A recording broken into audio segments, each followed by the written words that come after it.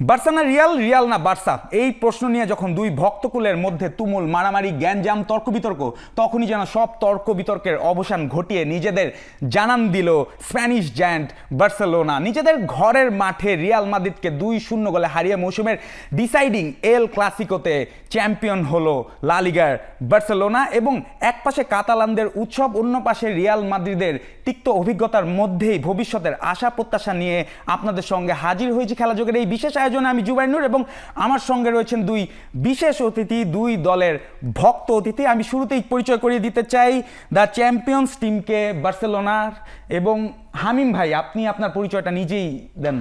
Thanks, Jubair Bhai. This is Saklan Hamim from Memento Barca, the biggest coolers community in Bangladesh.